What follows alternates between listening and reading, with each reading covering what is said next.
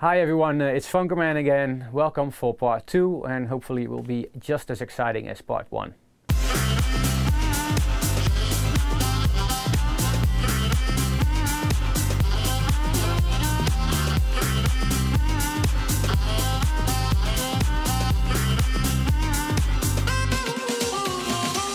So the next thing that I worked on was the vocal.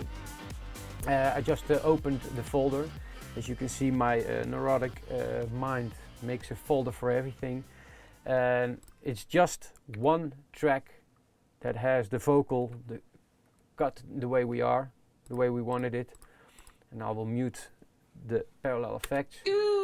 So as you can hear, the vocal doesn't have too much special stuff going on. I have a LA2A on there to control the output.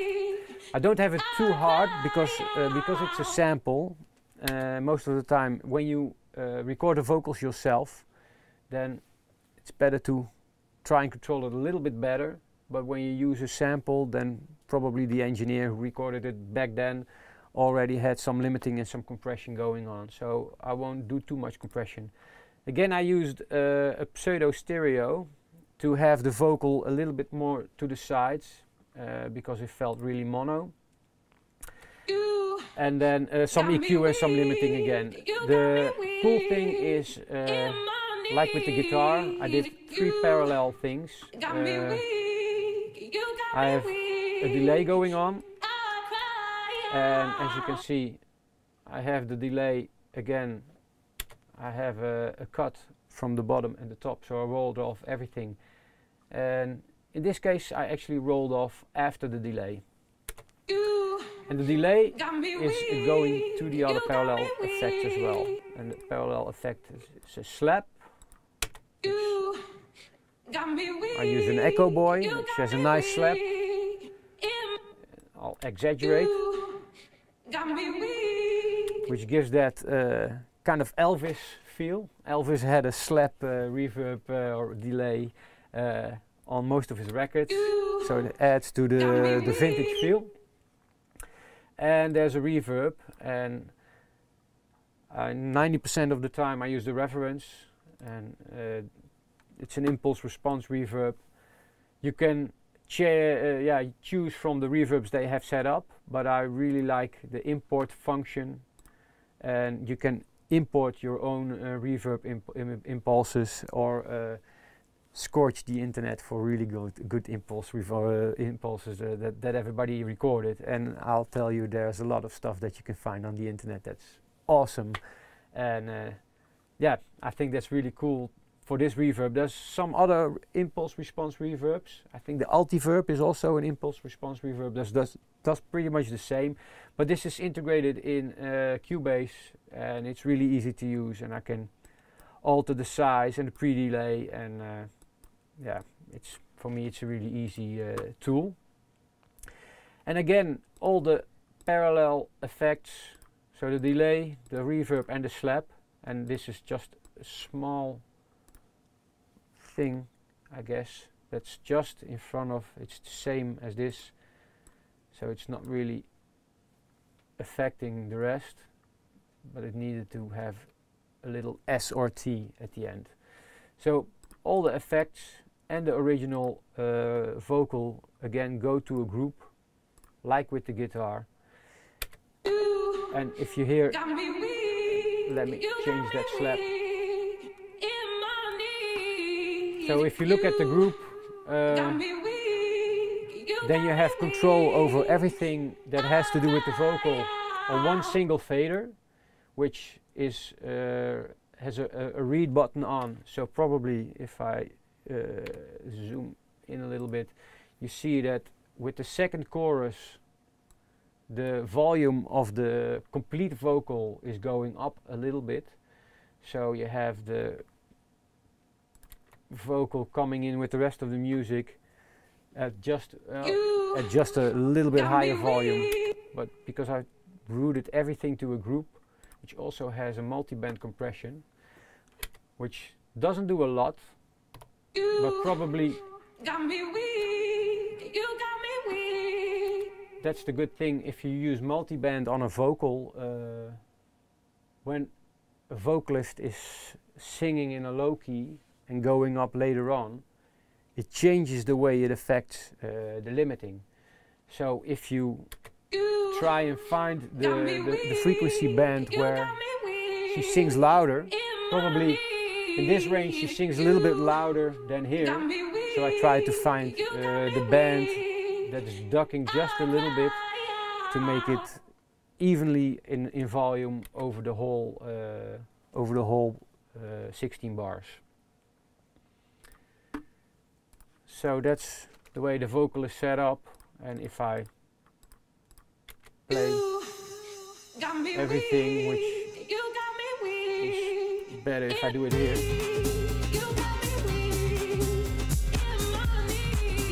You can hear that we already have a more complete mix going on with mix and vocals.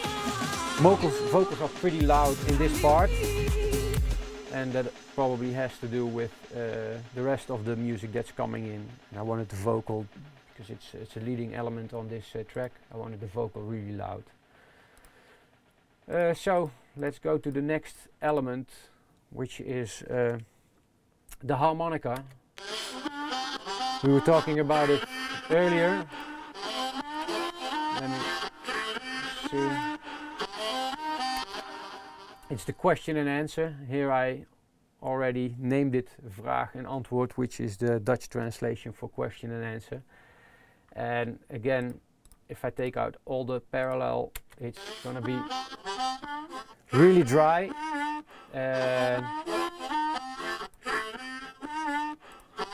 And in this particular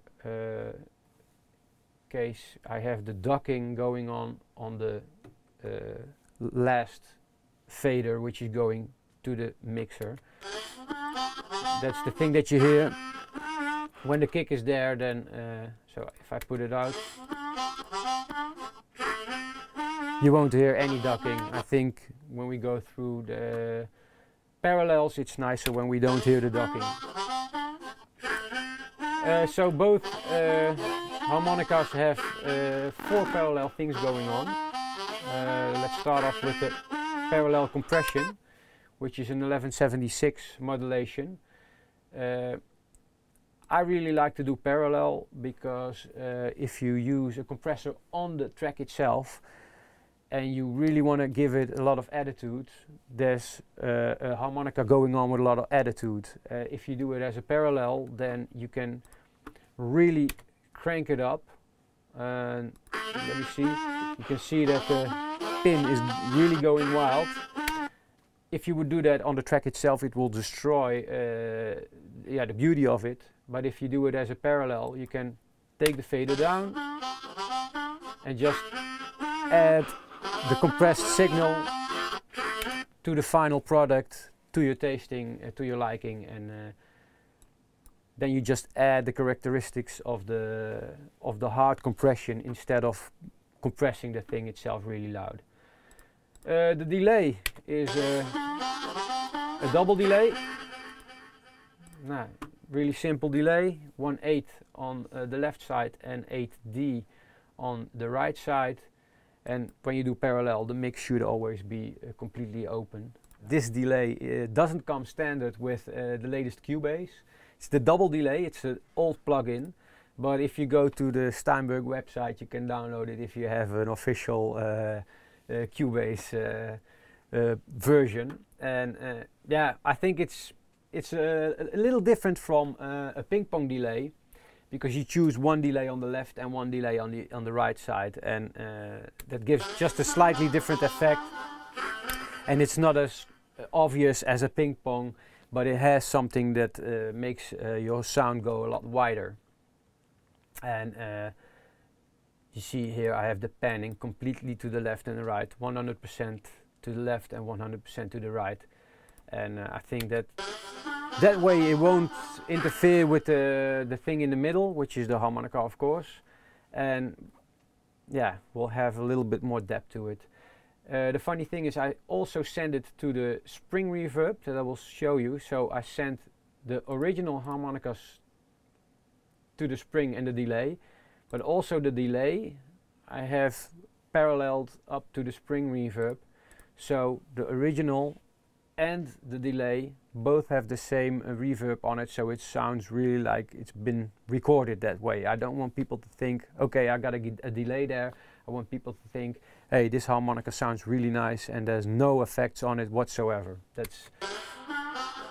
And as you can hear, the spring, I actually went on the internet and tried to find out what kind of reverbs people used in the 50s and in the 60s, and most common was a spring reverb, so I thought, okay, let's go for spring reverb, so we really have that vintage feel again enhanced. And then the last parallel thing is a Waves Manny Marroquin distortion, also parallel, and if I just take it out, you hear that it's, and this, it adds this, and again the same with parallel compression. You can really give it hell and just add a little bit of volume, so it gives a lot of effect without being too obvious. And yeah, I'm talking on and on about my parallel, my love for parallel, and I think that you guys start to understand why I really love it, because if you put the distortion on the track itself, you will not be able to put the distortion that loud or give it that much effect without interfering with the original sound too much. Because I work in a way like that, the least important elements most of the times are down, so that's why I like working like that. The kick, the beats, the bass, if you have that, then you really have the foundation of the track. And now the vocal and the harmonica are like the most important melodic elements of the track, and we kind of cover that. So anything we add now will be less important than this, so I will either put the volume a little bit lower so it doesn't mess with already the important stuff that we have. So the straight note is emphasized with the next thing, and this is just something that adds to the atmosphere of the track, but as you hear, it's not something that's a musical really interesting thing, so it's a lot lower in volume. So it's just a kind of an effect on the background. If I put everything up with that thing going on, you will just notice it, but it's not really an important thing. I will walk you through it anyway, what I did with it. Again, I made it more stereo. I EQ'd it, just the top and the bottom end I rolled off, and I gave it some limiting. And what is interesting, that yeah, that's really cool. This is the original sound. Let me see if you are, yeah, you are recording it. And it was a little bit thin, so I tried to find how can I enhance it a little bit and make it a little bit more in your face. And I found out that with just a pitch shifter on it with -12, so it's almost like you go with, because it's a sample, but if I use a pitch shifter, I can go 1 octave down, like what you would do if you have a synthesis thing and you play it in 1 octave down. And I think it will make the sound a lot wider. I have a reverb on there.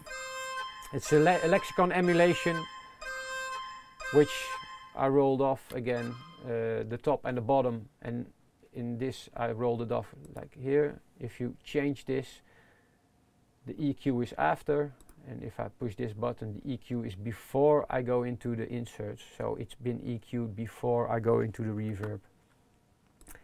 And again, some delay, H delay, waves, probably a ping pong delay, really subtle, really basic, but in the end, if you take out all the effects, then you have this, and if I add everything, then it sounds like somebody rocking around with a duck whistle. Yeah, we're up to the piano now. Despite the fact that the piano is actually the thing that started off the song, in the end the piano is more like an assistant to everything else, because the instrumentation is so, yeah, we have so much instrumentation going on. I think a piano always is nice to have as a backing, to have this sense of melodic value. All the chords are in there, and so I always try to keep it in there, especially with tracks like this, and especially when you have like you want to make a radio version. You know, everybody's if you want to have a dance track just for the dance floor, then there's different rules, but for this I really like the piano in there, but I kind of kept it really simple. Just the original. I think I even made it less wide, because the piano most of the times is a lot of out of phase, a lot of stuff, a lot of phasing going on, which sounds really beautiful, but everything that's more to the left and right is going to be cut on radio anyway, so I try to keep everything more in the middle. And I did some parallel compression on there. It's just a Fairchild. I think it's over the top. That's a preset that I really like, which is over the top. And again, if you listen to the piano how it was, and just you can hear that if I would put that compressor on top of the piano, it would destroy the piano. But if I just tuck it on there, tuck it under the original, then it just adds to making the piano sound real. Then we have the chords, which are just at the end of the song.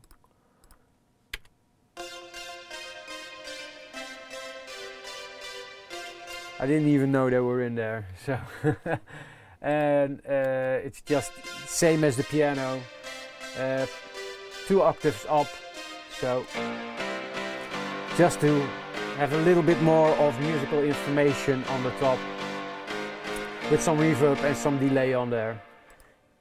It's not that I'm really trying to make the sound like that, sound really outspoken, because that will interfere with the rest of the track, which are already outspoken instrumentations.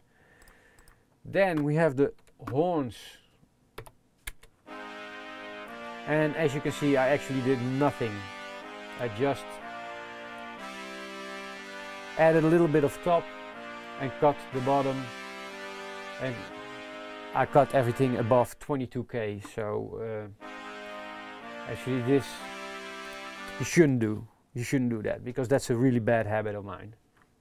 It's something that, because in the old days when we used to cut vinyl, then you had to cut a lot of the high ends, otherwise you couldn't go to the vinyl cutter, or he cut everything off, I think everything above 16K. So in that days, if you didn't cut and you went to the vinyl cutter, I used to go to the vinyl cutter myself, and then you heard what was missing. So he would cut everything above 16 to make it make it easier to cut the vinyl. So in these days we put a high cut on everything, so if you produced, you try to mingle with the mix that you didn't have a lot of missing high end. But nowadays, in the digital era, you don't have to cut high end anymore. Or you want to remaster it for vinyl, but I think not a lot of people want to have their music on vinyl. Then the final thing, and it's at the bottom, which is strange because it's an important element, but it's an element that's just audible in the breakdowns. So the busy parts are here, and this is just together with the vocal. And again, I'll show you that it's a really simple sound, almost childish, and if I add a spring to it and a delay, and there's some filtering in the end, and the delay is a ping pong delay, not a lot of feedback, and the delay also is parallel to the spring reverb. And then again, everything is routed to a group channel, which has some limiting. And no, there's no automation in the volume, it's the same everywhere. So just in the end, there's one effect for the whole track, which is a huge explosion. I rolled off all the high end, and yeah, it's just to go into the break. It's not that audible when you have everything playing, but I always think it's nice to have some low end going on when you go into the break. That not all the low end is missing, and that's pretty much how this project is mixed. What I like is to mix everything with a lot of stuff on the master bus going on already. It's not that everything is doing a lot, but everything is doing just a little. I always have the master bus running. I'll walk you through this. It changes from time to time because sometimes I'm into another plugin, or sometimes I think a song needs something else. But if you're into dance, I recommend mixing the song with the master bus on, because if you mix your song and everything is balanced and you're really happy with the result, and you have to go for a louder result, then a limiter and compression on the end will change the balance and leveling, and basically you will have to start over again. So maybe you can hear that if I put everything, I have everything on the master bus muted now, and then it sounds really harsh. So you would never mix your song this harsh, and then in the end, if you put everything on, then you will be like, okay, I miss a lot of top, so then you'll have to start over again. I have an SSL compression, emulation, modulation, which is just doing like a 4 dB reduction, not a lot of reduction, like I said.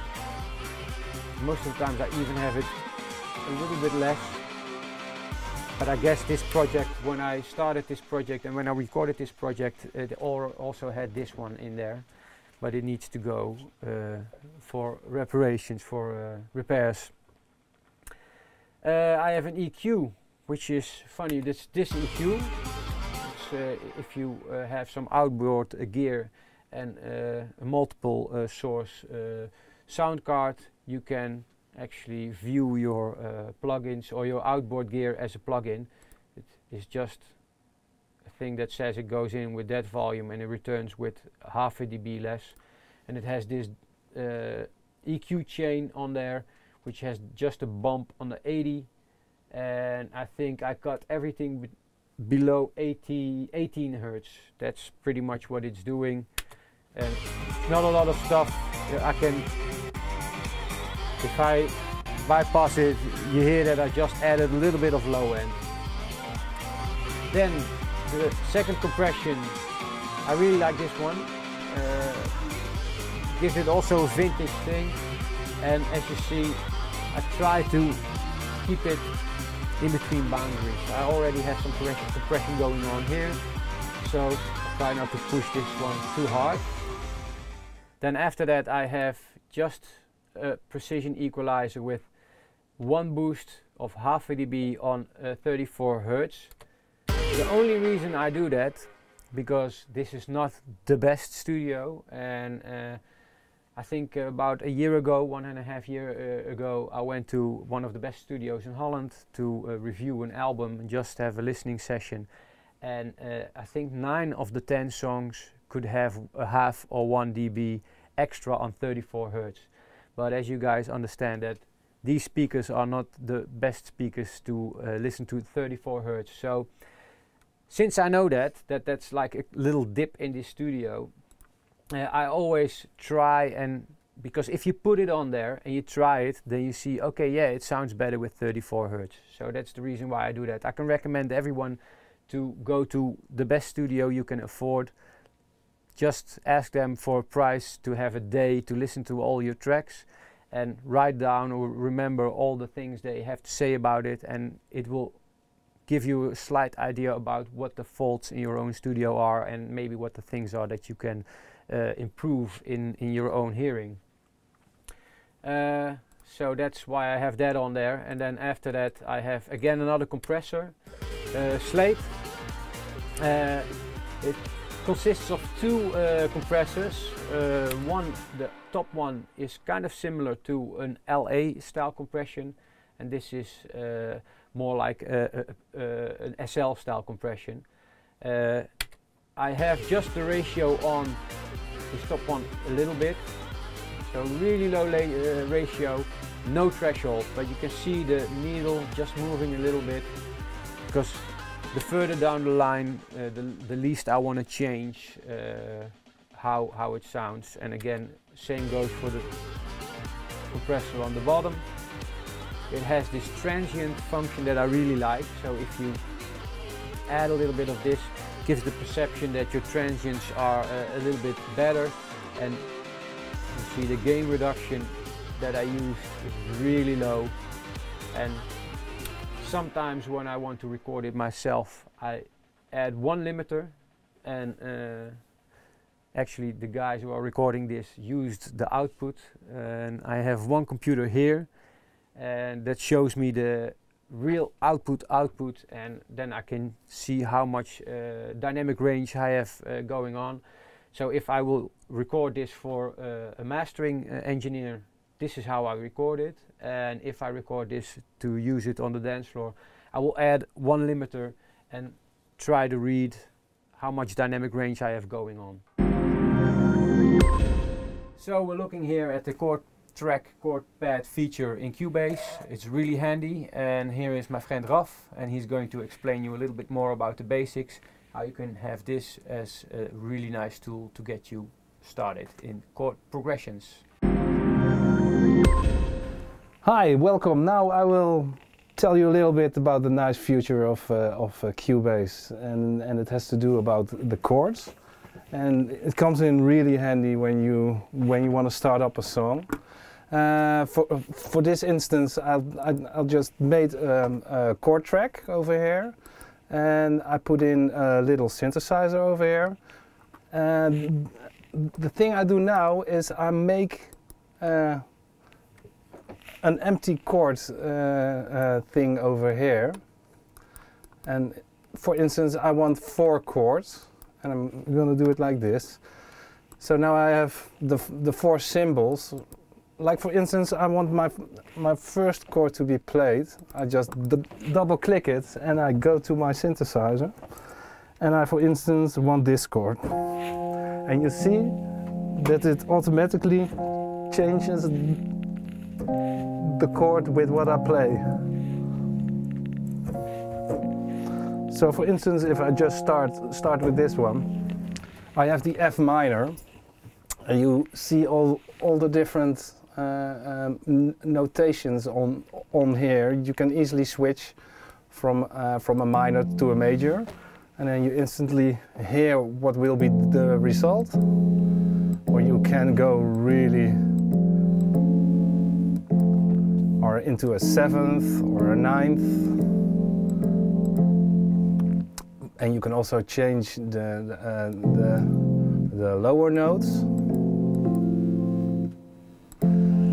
So that's one funny thing. Then next to this is a little tab called Chord Assistant, and this is also a nice tool, because when I go to the second chord, Cubase automatically shows up a whole bunch of possibilities in those chords that you can easily just listen to. So for instance, he thinks that this one is a nice one. And you have a whole lot of combinations depending on the complexity you want. If you want really simple, easy-going chords, then you just make the complexity really easy, and then you find that these chords are like really normal chords. You can also change the mode, like common notes, and then you get the whole chord progression, and you can also change the type of the chords, like only the full chords or the half chord, or only blue chords, blues chords, and I'll take just all. So that comes in really handy. But for now I really want to play like my own progression. So I, for instance, make like this one and the next one. For instance, this will be it.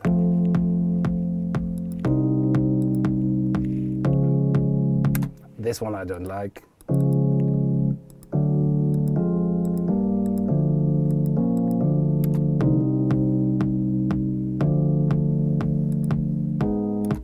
This one is really crazy.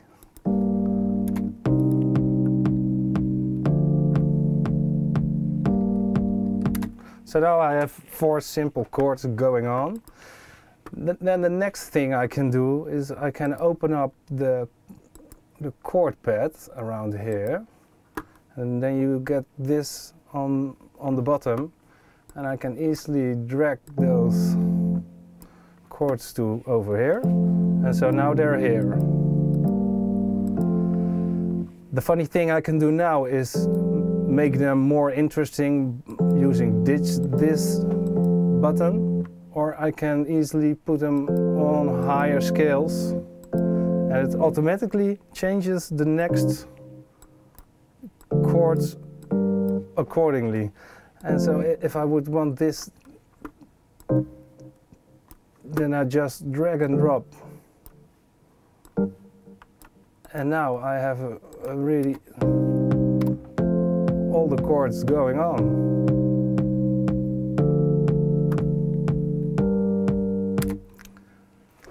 Okay, this was a little bit about the chord track in Cubase. I think it's a feature that really comes in handy when you're not so acquainted with a lot of really difficult chords, and it can really help you to get things started really easily. So I would advise you to check it out. Hi, that's it for today. I hope you enjoyed all the things that we did. I hope it's useful, and I hope to see you in a club or at a party. Ciao.